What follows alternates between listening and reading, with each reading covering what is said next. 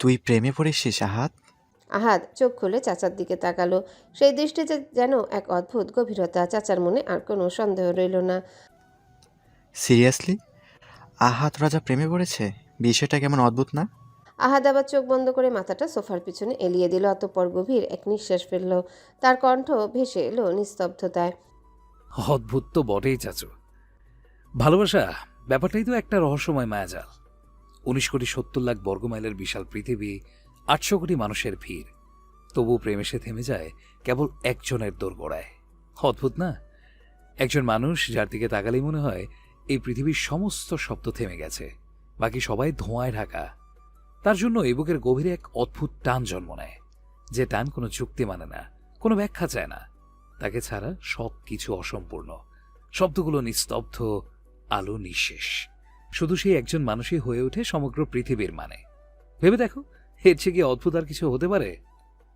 শেষের লাইনটা বলার সময় আহাদের চোখ স্থির হলো আশফাক মীরের দিকে। দুই ভাই এক দৃষ্টিতে তাকিয়ে রইল তার দিকে। মুখ প্রসারিত হয়ে হাঁ হয়ে গেছে অবিশ্বাসে। আহাদ কিছুক্ষণ চেয়ে থেকে হঠাৎ দুহাত বাড়িয়ে দিয়ে তাদের মুখ বন্ধ করে দিল। আবার হেলান দিয়ে বসলো, কিন্তু সঙ্গে সঙ্গে আবারও দুই ভাইয়ের মুখ হাঁ হয়ে গেল। আহাদ এবার বিরক্ত হয়ে গর্জে উঠল। সমস্যা কি তোমাদের? এইভাবে তাকিয়ে আছো কেন?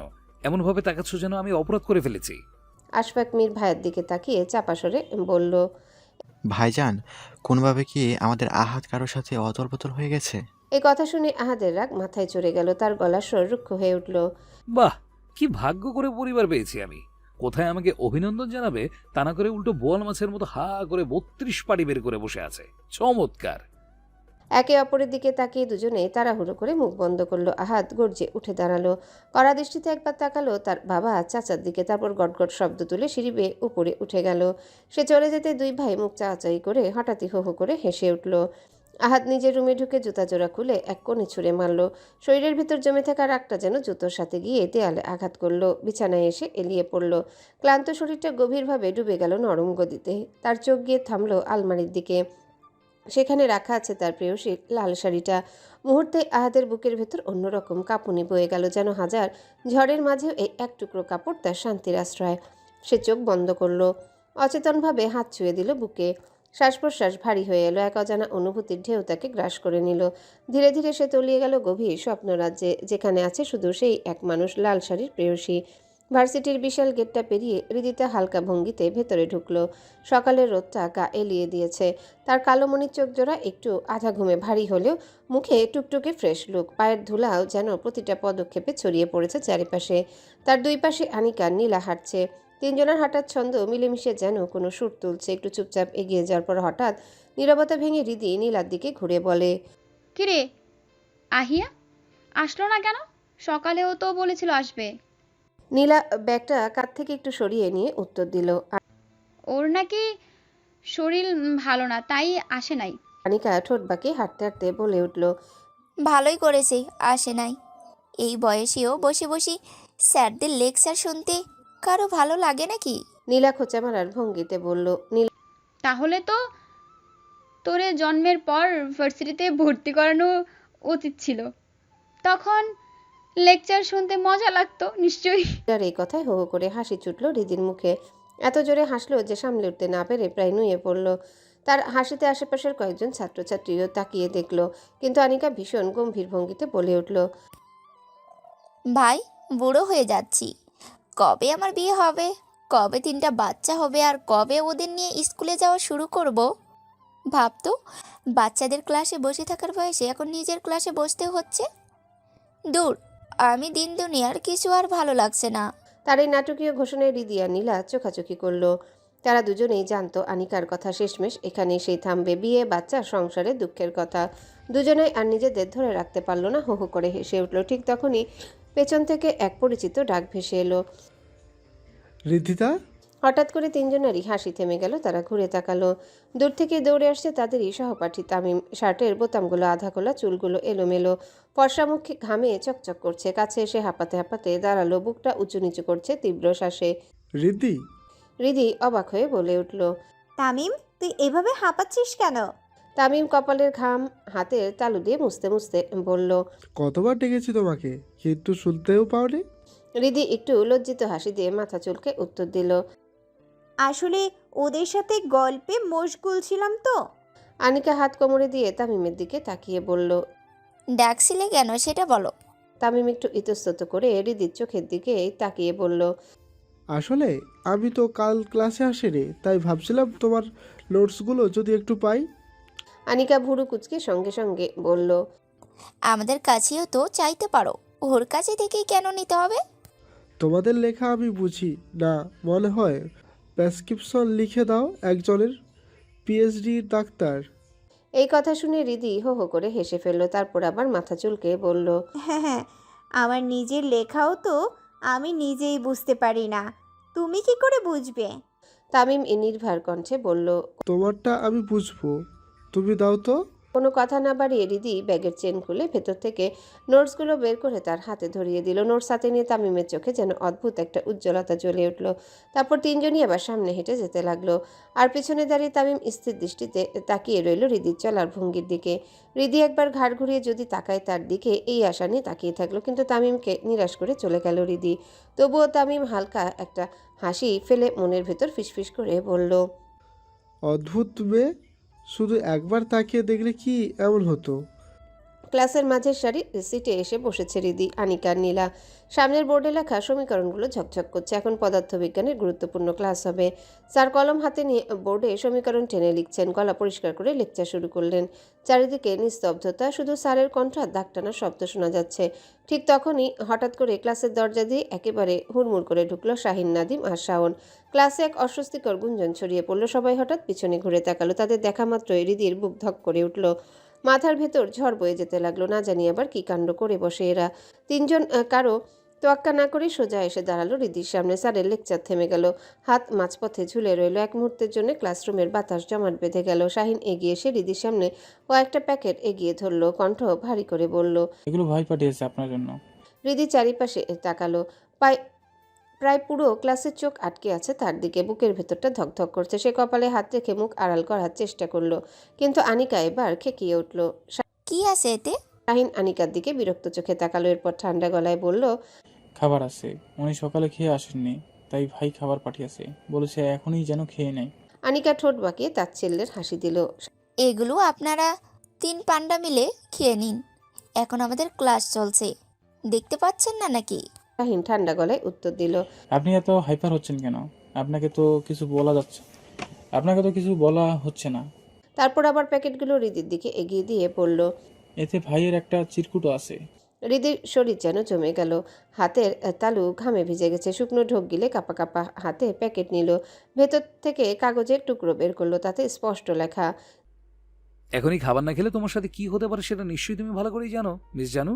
চিরকুট পড়তেই তার গলা শুকিয়ে কাঠ হয়ে গেল। কাগজটা মুড়িয়ে নিল মুঠোতে। ধীরে চোখ তুলতেই দেখলো সামনে দাঁড়িয়ে স্যার তীক্ষ্ণ দৃষ্টিতে তাকিয়ে আছেন। সেই চোখের ভাষ সইতে না পেরে ধরফর করে উঠে দাঁড়ালো।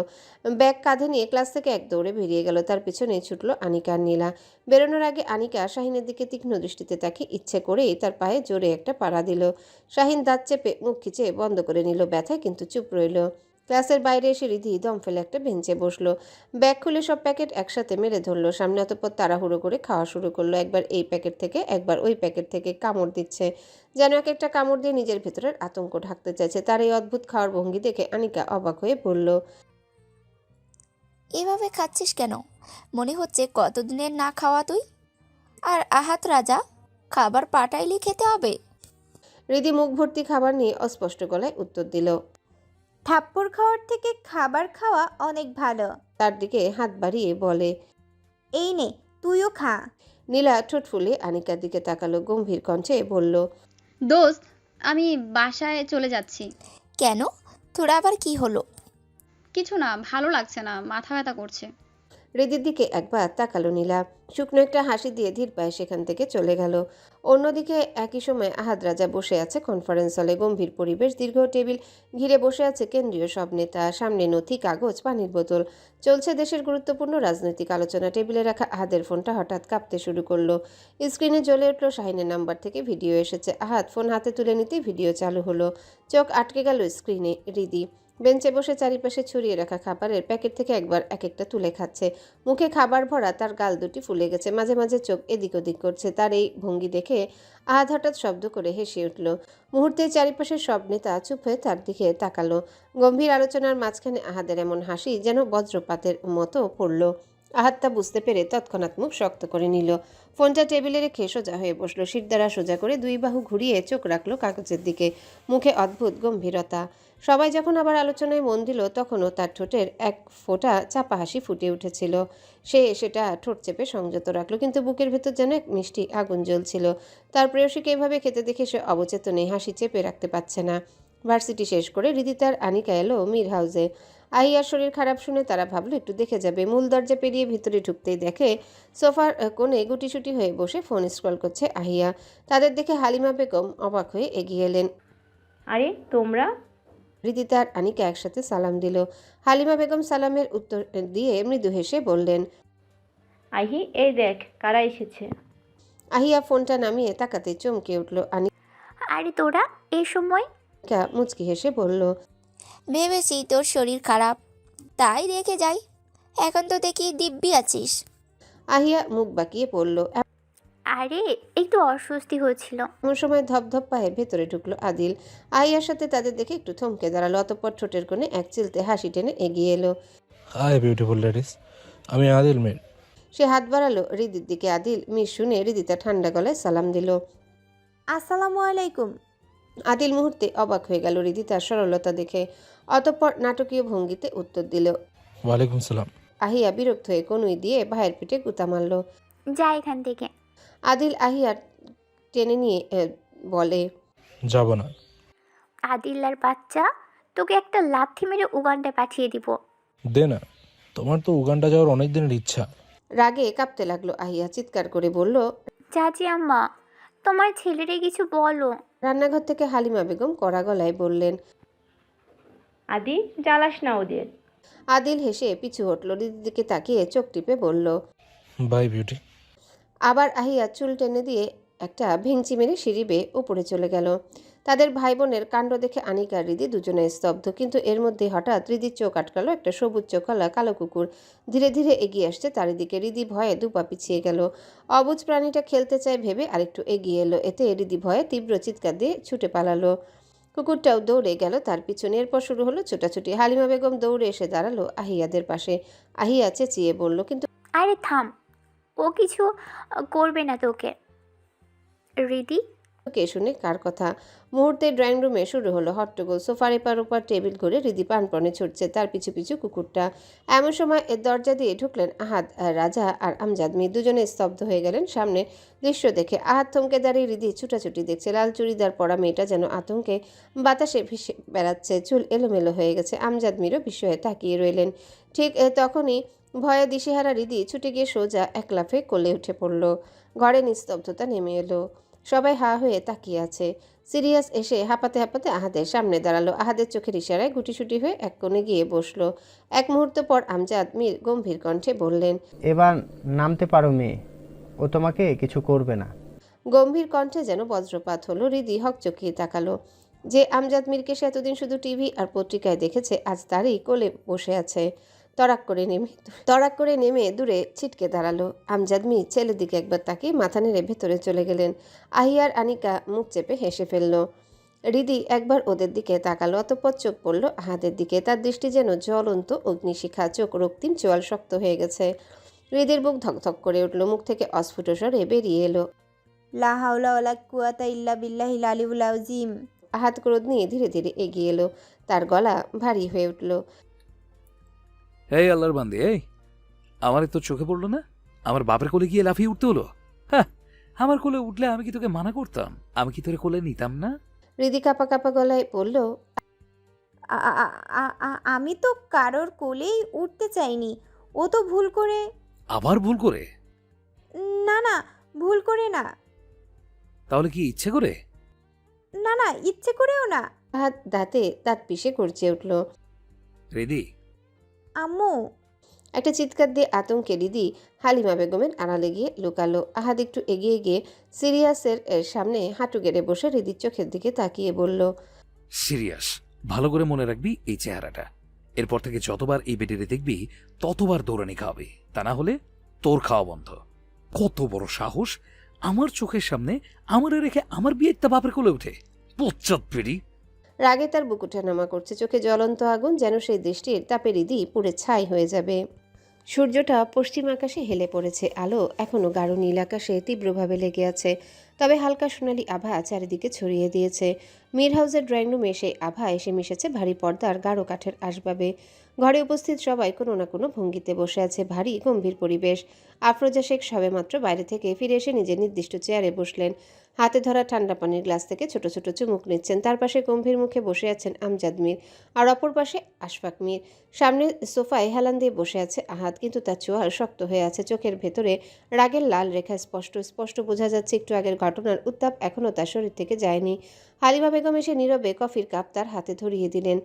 আহাদ একবার মায়ের দিকে তাকিয়ে কাপ নিল, তারপর দৃষ্টি সরালো বাবার দিকে। বিস্মিত চোখে সে বাবাকে পরখ করতে লাগলো। তার চেয়ে কি তার বাবা বেশি সুদর্শন? মনে মনে হিসেব করলো। হ্যাঁ, স্বীকার করতেই হলো, বাবা আসলেই তার চেয়ে ফর্সা। বয়স হলেও চেহারার ঔজ্জ্বল্য আছে, কিন্তু তাই বলে তার প্রেয়সী গিয়ে তার বাবার কোলে উঠবে, এটা সে কিছুতেই মেনে নিতে পারছে না। আফরোজা শেখ তীক্ষ্ণ নজরে ছেলের চেহারা লক্ষ্য করলেন। চোখে ভাঁজ পড়া ভ্রুতে রাগ জমে আছে আহাদের। এক ঝটকা কাশির শব্দ করে তিনি বললেন। আফরোজার কণ্ঠে বিদ্ধ হওয়া প্রশ্নে মুহূর্তে আমজাদ মীরের চোখ ছেলের দিকে গেল। তিনি গলা খাকারি দিয়ে শির দ্বারা সোজা করলেন। আহাদ এবার সোজা হয়ে মায়ের দিকে তাকালো, চোখে কোনো ভনিতা নেই, সরাসরি গলায় বলল, আম্মা, তোমার স্বামীকে একটু সামলে রাখো, হুটহাট জায়গা থেকে কোলে নিতে বারণ করো, এতে আমার লোকসান হয়। আফরোজার চোখ বিস্ময়ে বড় হয়ে গেল এমন কথা শুনে। তিনি কড়া দৃষ্টিতে স্বামীর দিকে তাকালেন। আমজাদ মীর তৎক্ষণাৎ ঠোঁট ভিজিয়ে ব্যস্ত ভঙ্গিতে বললেন, তোমার ছেলে উল্টাপাল্টা বলছে, বিশ্বাস করো আমি কিছুই করিনি। আমাকে ফাঁসাচ্ছে তোমার ছেলে। দেখো, আমি ওর নামে মামলা দেব। আমার হয়ে তুমি কেস লড়ো প্লিজ। আহাদ দাঁতে দাঁত পিষে গর্জে উঠল। কেস আমি দেব তোমার নামে? আম্মা, তুমি আমার হয়ে লড়বে? এই দৃশ্য দেখে আশফাক মীর হাহাকার করে উঠলেন। থাম তোরা, মাথা কি খারাপ হয়ে গেছে? দুই বাবা ছেলে একে অপরের নামে কেস করতে চাইছিস? ভাবি যে ক্রিমিনাল লয়ার, সেটা ভুলে গেছিস নাকি? কথাটা শুনে মুহূর্তের জন্য স্তব্ধ হয়ে গেল দুজন। বাবা ছেলে দুজনে একে অপরের দিকে তাকালো, আশ্চর্যজনকভাবে একই সঙ্গে হতাশ মুখে। দুজনে গম্ভীর ভঙ্গিতে সোজা হয়ে বসলো, যেন কিছুই হয়নি। ঠিক তখনই সিঁড়ি বেয়ে নেমে এলো আহিয়া, আনিকা, হৃদিতা। সেই ঘটনার পর থেকে আহিয়ার ঘরে গুটিসুটি মেরেছিল, কিন্তু বিকেলের আলো ফিকে হয়ে আসছে। এখন আর দেরি করলে ফিরতে রাত হয়ে যাবে, তাই তারা নিচে নামলো। নামার সময় হৃদির চোখ পড়ল আমজাদ মীর। দেশের স্বরাষ্ট্রমন্ত্রী এখন নিজের স্ত্রীর কাছে যেন একেবারে মিইয়ে আছেন। এটা হৃদির কাছে নতুন অভিজ্ঞতা। যাকে টেলিভিশনে সর্বদা গম্ভীর কঠোর ভঙ্গিতে দেখা যায়, তিনি যে স্ত্রীর সামনে এভাবে নমনীয় হতে পারেন সেটা যেন বিশ্বাসই করতে পারছিল না। তাদের আসতে দেখে আফরোজা শেখ দৃষ্টি ঘোরালেন। হৃদি আর আনিকা সম্মান জানিয়ে সালাম দিল। আফরোজা মৃদু হেসে উত্তর দিলেন। হৃদি মাথা নিচু করে ধীরে বলল, জি আন্টি। জি, সন্ধ্যা হয়ে যাচ্ছে, বাসায় যেতে হবে। কিছুক্ষণ চুপ করে গভীরভাবে তাকিয়ে রইলেন আফরোজা শেখ। তার সেই দৃষ্টি যেন ভেদ করে যাচ্ছে হৃদির অন্তর। হৃদির অস্বস্তিতে মাথা আরো নিচু করে ফেলল। এদিকে আহাদের ভ্রুর মাঝখানে কুচকানো ভাঁজ পড়ে গেল। তার চোখ মুখ খিচে উঠল। ধীরে ধীরে সে বাবার কাছে ঝুঁকে ফিসফিস করে বলল, তোমার হিটলার বউ আমার প্রেয়সীর দিকে এইভাবে তাকাচ্ছে কেন? তার নজর ভালো মনে হচ্ছে না, সাবধান করে দিও। আমজাদ মীর কটকট করে তাকালেন ছেলের দিকে, কিন্তু মুখে কোনো কথা বললেন না। হৃদি আর আনিকা বিদায় নিয়ে দরজা দিয়ে বেরিয়ে গেল। আহাদ তাদের যাওয়ার দিকে চেয়ে রইল, চোখের গভীরতা যেন ডুবে যাচ্ছে হৃদির ছায়ায়। তার ঠোঁটের কোণে ফুটল এক রহস্যময় বাঁকা হাসি। মীর হাউসের মূল দরজা পেরিয়ে বাহিরে আসতে হৃদি তার আনিকা থমকে দাঁড়িয়ে গেল। সামনে থেকে হেঁটে আসছে আদনান, মাপা পদক্ষেপে এগিয়ে আসছে, চোখ দুটো ধারালো, যেন কারো ভেতরটা বিদ্ধ করে দিতে পারে। তাকে দেখে হৃদি তার বুকের ভেতর কেমন জানি একটা হালকা অস্বস্তি লাগলো। পাশে আনিকাও অবাক হয়ে স্থির দাঁড়িয়ে রইল। সে এগিয়ে আসছে নিজের স্বভাবসুলভ নির্লিপ্ত ভঙ্গিতে, সাদা শার্টের হাতা গুটানো, চোখে ক্লান্ত অথচ কঠিন দৃষ্টি। তার চোখ আটকে রইল হৃদিতার মুখে কয়েক মুহূর্তের জন্য, কিন্তু ঠোঁটে কোনো ভঙ্গিমা নেই। এক মুহূর্তে দাঁড়িয়ে থেকে আবার সোজা ভেতরে চলে গেল। আনিকা পিছনে ফিরে তাকিয়ে রইল তার চলে যাওয়া পর্যন্ত। আলো ছায়ার ফাঁক দিয়ে আদনানের অবয়ব মিলিয়ে যেতে লাগলো ধীরে ধীরে। তারপর ফিসফিস করে হৃদির দিকে তাকিয়ে বলল, এটা আবার কে? আহাদ রাজা মীরের বড় চাচার ছেলে আদনান মীর। আনিকা ভ্রু কুচকে আবারও সেদিকে তাকালো। এর নাম তো কখনো শুনি নাই। শুনবি কেমনে? সে একজন ডাক্তার, রাজনীতি পছন্দ করে না, তাই সব কিছু থেকে নিজেকে সরিয়ে রাখে। আনিকা হেসে ফেলে। এই গম্ভীর লোকটা ডাক্তার, এত রাগ নিয়ে রোগীদের চিকিৎসা করে কেমনি? হৃদি ঠোঁট কামড়ে হাসি সামলে নিয়ে বলে, আমার তো মনে হয় রুগীদের থাপড়াইয়া থাপড়াইয়া সুস্থ করে দেয়। এই কথা শুনে দুজনে হাসিতে ফেটে পড়ল। হৃদি হাঁটু ধরে হেসে নুয়ে পড়ল, আর আনিকা চোখ মুছতে মুছতে বলল, তুই আসলেই একটা পাগল। হাসির রেশ কাটতে না কাটতে তারা গেট পেরিয়ে বাইরে বের হয়ে গেল। দুজনের বাসার পথ আলাদা। আনিকা একটা রিক্সা থামিয়ে উঠে চলে গেল। হৃদি একটু হেঁটে সামনের গলি থেকে রিক্সা নেবে ভেবে এগিয়ে গেল, কিন্তু হঠাৎ তার সামনে এসে থামলো কয়েকটা কালো গাড়ি। গর্জে উঠল ইঞ্জিন, মুহূর্তে চারিপাশ যেন থেমে গেল। হৃদি তা এক ঝলকে চিনে ফেললো, এগুলো আহাদ রাজার গাড়ি। তার বুকের ভেতর ধরফর শুরু হলো, কণ্ঠ শুকিয়ে গেল। সে তাড়াতাড়ি ওড়নাটা ঠিক করে নিল, বুকের উপর টেনে নিল আরও শক্ত করে। তার হাতের তালু ঘামে ভিজে গেল, বুকের ভেতরটা যেন ধপধপ শব্দ করছে। মনে হলো চারিপাশের সবাই শুনে ফেলবে। মনে মনে প্রশ্ন করলো হৃদি, কিছুক্ষণ আগেই তো মীর হাউজে ছিল, এত দ্রুত এখানে এলো কিভাবে?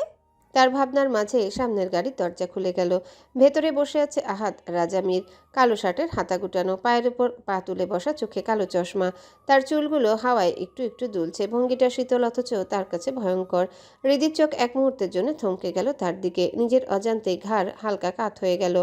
আবার দ্রুত মাথা নাড়িয়ে নিজেকে সামলে নিল। ড্রাইভার নেমে এসে ভদ্রভঙ্গিতে বলল, কিন্তু হৃদি দাঁড়িয়ে রইল এক জায়গায়। ভেতরে ভেতরে দৌড়ে পালাতে চাইছে, তবু পা নড়ছে না। বাসায় সবাই ছিল বলে তখন বেঁচে গেছে, নইলে নিশ্চিত কানে ধরে উঠবস করতে হতো তার। হঠাৎ আহাদ রাজা ভেতর থেকে গর্জে উঠল। আপনাকে কি আমার আলাদা করে ইনভাইট করতে হবে? হৃদির বুক ধপাস করে নেমে গেল নিচে। সে দ্রুত ঘুরে অন্যদিকে হাঁটা শুরু করলো। ঠিক তখনই আবার সেই ভয়াল গর্জন কানে এলো। আহাদ রাজা সবকিছুতে দুবার অপশন দেয়, তৃতীয়বারে অ্যাকশন নেয়। পা জমে গেল হৃদির, নিঃশ্বাস গলায় আটকে গেল। ধীরে ধীরে ঘুরে তাকালো গাড়ির ভেতরে। আহাদ আগের ভঙ্গিতে বসে আছে, কিন্তু এবার মাথাটা সামান্য কাত করে তাকিয়েছে হৃদির দিকে। ঠোঁটের কোণে অদ্ভুত কঠিন হাসি। দু আঙ্গুল তুলে ইশারা করলো কাছে আসতে। বাধ্য হয়ে ছোট ছোট পা ফেলে এগিয়ে এলো হৃদিতা। বুকের ভেতর ঢাকের মতো বাজতে লাগলো হৃৎপিণ্ড। অবশেষে সে গাড়ির কাছে গিয়ে একটু দাঁড়িয়ে থেকে ভারী শ্বাস নিয়ে আস্তে করে ভেতরে ঢুকে বসলো। গাড়ি চলতে শুরু করলো। ভেতরে নীরবতা। তার বুক এখনো দ্রুত উঠানামা করছে, হাত কাঁপছে। আহাদ কোনো কথা বলল না, শুধু সোজা সামনে তাকিয়ে শক্ত হয়ে বসে রইল। হৃদি কয়েকবার আর চোখে তাকালো তার দিকে, আবার তাড়াতাড়ি মুখ ফিরিয়ে নিল। তারপর সেও সোজা সামনে তাকিয়ে রইল। তবে সে বুঝলো না আহাদ সামনের আয়না দিয়ে বারবার তাকিয়ে তাকিয়ে দেখছিল। হৃদি নিজের ব্যাগ আঁকড়ে ধরেছে, ঠোঁট কামড়াচ্ছে, বারবার উত্তেজনায় হাত কাঁপছে। তার প্রেয়সীর হাবভাব দেখে আহাদ হালকা মুচকি হাসলো। ওয়াশরুম থেকে বের হয়ে আদনান তোয়ালে দিয়ে মুখ মুছল। পানির ফোঁটা চুল বেয়ে গড়িয়ে পড়ছে গলায়। আয়নার সামনে দাঁড়িয়ে কয়েক মুহূর্ত নিজেকে পরখ করলো। মুখে দাড়ি গোফের হালকা রেখা ফুটে উঠেছে, চোখের গভীরতা, ভ্রু কুঁচকে থাকা স্বভাবসুলভ গম্ভীরতা, সবকিছু যেন তার ব্যক্তিত্বকে আরো ভারী করে তুলেছে। কিন্তু তার চোখ দ্রুত চলে গেল বুকশেলফের দিকে, তারপর টেবিলের দিকে। সেখানে রাখা একটা ছোট্ট প্যাকেট। সে নিঃশ্বাস নিয়ে এক মুহূর্ত চোখ বন্ধ করলো, মাথাটা সামান্য উঁচু করে রাখলো, যেন নিজেকে কিছু বোঝাচ্ছে। অতঃপর দরজার কাছে গিয়ে হালকা গলায় ডাক দিল। কিছুক্ষণের মধ্যেই টুপটাপ শব্দ তুলে দৌড়ে এলো আদিবা। চোখে ঝিলিক, চুল হালকা এলোমেলো হয়ে আছে, হয়তো খেলছিল। কি হলো ভাইয়া, ডাকছো? আদনান মাথা নেড়ে টেবিলের দিকে ইশারা করলো। আদিবা এগিয়ে গিয়ে হাতে নিল প্যাকেটটা। কৌতূহলী হয়ে জিজ্ঞাসা করলো, কি আছে এর ভেতর? বলতে না বলতে প্যাকেটটা একটু ফাঁক করে উকি দিল ভিতরে। মুহূর্তেই তার চোখ খুশিতে চিকচিক করে উঠল। চকলেট? আদনান কোনো উত্তর দিল না, শুধু আস্তে আস্তে কয়েক কদম হেঁটে গিয়ে বিছানায় বসলো। ঠান্ডা চোখে বোনের খুশি দেখে শেষ করে নরম স্বরে বলল, আচ্ছা ভাইয়া। এই আদিবা লাফিয়ে চলে গেল। আদনান বসে রইল স্থির হয়ে, দরজার দিকেই তাকিয়ে, যেন কিছু ভেবে যাচ্ছিল। চোখের কোণে হালকা ক্লান্তি, ঠোঁটে কোনো শব্দ নেই। আদিবা দৌড়ে গিয়ে আহিয়ার রুমে ঢুকলো। হাতে ধরা প্যাকেটটা এগিয়ে গিয়ে খুশিতে বলে উঠল, এই নাও তোমার চকলেট। আহিয়া চমকে তাকালো। চকলেট? কে দিয়েছে? আদনান ভাই। আদনান ভাই? আহিয়া থমকে গেল। বুকের ভেতরটা হঠাৎ কেন জানি গরম হয়ে উঠল। মনে পড়ল গতকাল আদিল ওর চকলেট খেয়ে ফেলায় কতটা চেঁচামেচি করেছিল। তবে কি আদনান ভাই সেটা শুনে ফেলেছে? তাই হঠাৎ আজকে ভাবনায় ডুবে গিয়ে ঠোঁট কামড়ে বসে রইল। কিন্তু তার চিন্তার মাঝে আদিবা আবার খোঁচা দিল, এত খুশি হইও না, আমার জন্য এনেছিল তাই তোমাকেও দিলাম। মুখটা উল্টে আদিবা চলে গেল। আহিয়া কিছুক্ষণ বোকার মতো বসে রইল, মাথা ঝাঁকিয়ে সব চিন্তা দূরে ঠেলে দিল। একটা চকলেট খুলে মুখে দিতে হঠাৎ দরজা ঠেলে ঢুকে পড়ল আদিল। সে লাফিয়ে এসে ধপাস করে বিছানায় পড়ল। আহিয়াকে কিয়ে উঠল, আমি কেন যাব? যাবি তো তুই। এ বাড়ি ছেড়ে শ্বশুর বাড়ি চলে যাবি। আহারে। আদিল ভঙ্গিমা করে শুয়ে বলল, আমি আমার কাট। আদি, আমি তোর ঘাড় মটকে দিব। আদিল এক ঝটকায় হাত বাড়িয়ে আহিয়ার হাত থেকে চকলেটটা ছিনিয়ে নিল, মুহূর্তে মুখে পুরে দিল। উঠে লাফাতে লাফাতে দরজার দিকে এগিয়ে যেতে যেতে বলল, শাকচুন্নিরা এটাই করে। আদিল্লার বাচ্চা। আহিয়া খেপে গিয়ে কুশন তুলে ছুঁড়ে মারল তার দিকে, কিন্তু আদিল মাথা নিচু করে এড়িয়ে গেল। কুশন গিয়ে সরাসরি আঘাত করলো সামনে দাঁড়ানো এক অচল দেয়ালের মতো মানুষটার মুখে। আদনান হাত মুঠো করে দাঁড়িয়ে আছে, ঠোঁটে কোনো রাগ নেই, তবে চোখের দৃষ্টিটা ঠান্ডার গভীর। আদিল তৎক্ষণাৎ সোজা হয়ে দাঁড়িয়ে গেল, তারপর নাটকীয় ভঙ্গিতে বলে উঠল, সরি ভাই, আমি না, আহিয়া।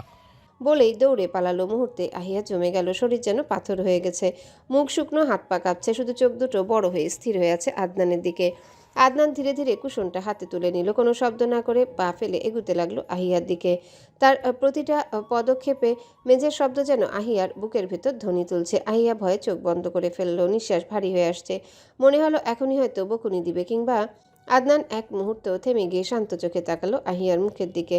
তার নিঃশ্বাসের ভেতর ভয়ের কাঁপুনি শোনা যাচ্ছিল। তারপর হালকা করে ঠোঁট বাঁকি একটা অচেনা মুচকি হাসি দিল, কোনো শব্দ না করে পাশ কাটিয়ে চলে গেল সেখান থেকে। আহিয়া স্তব্ধ হয়ে দাঁড়িয়ে রইল।